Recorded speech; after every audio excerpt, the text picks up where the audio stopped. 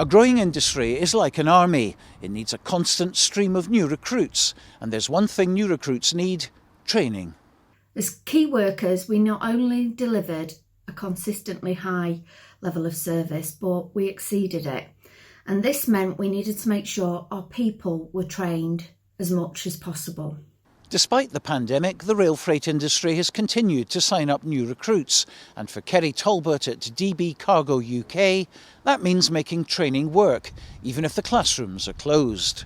At the start of the pandemic, a number of our technical training providers did close, so we were forced to postpone a number of courses.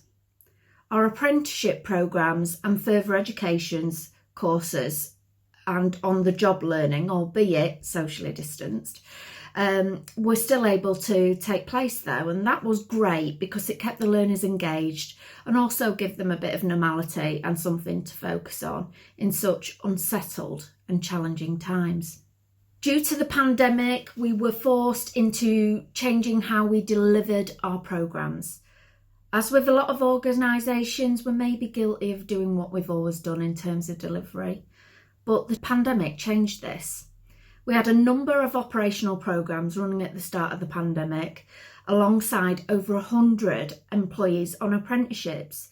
We did not want them to have a significant break in learning because we know that after a significant break in learning, it's really hard to get that learner re-engaged and sometimes recover that knowledge that they've lost.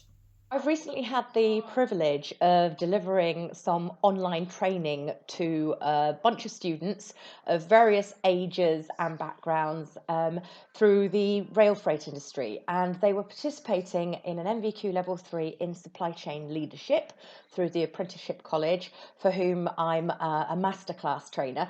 This is Claire Bailey at the Apprenticeship College. She adapted her classroom training for DB Cargo's supply chain professionals to an online setting. What's really interesting is the fact that they've adapted to using online training methods rather than face-to-face, so that they don't miss out on the learning experience during the pandemic. And I certainly found it slightly more challenging than a classroom setting because you don't get to experience people's body language and meet them in person. And the trainer has to adapt their style of delivery to that more remote, distanced approach. But all in all, it went really well. And it was just so very reassuring to see motivated people across all ages and spectrums of their professional experience dedicating to improving their knowledge and expertise in the industry, so that when we come out of the pandemic and hopefully things normalised, they will be the next generation of leaders. There may be lasting changes to the training regime. When those next generation leaders are putting their own recruits through their paces, their development will be in the hands of Tilly Allen, a director at the Apprenticeship College. She saw her business rapidly shift to digital and blended delivery. And as Claire and Kerry already pointed out, the learners at DB Cargo and in the industry at large have remained just as engaged. It was really important to the Apprenticeship College that during the pandemic there was no disruption to our learners and the training that we deliver.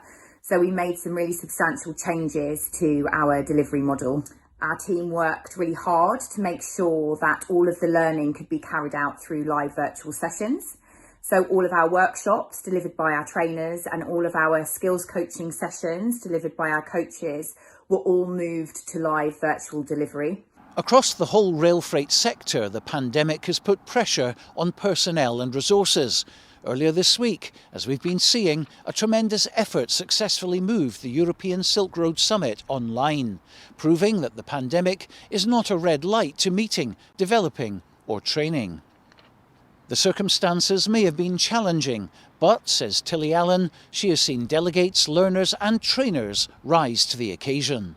It has been a huge success. The hard work has really paid off, and the feedback that we have had from our learners and clients has been fantastic.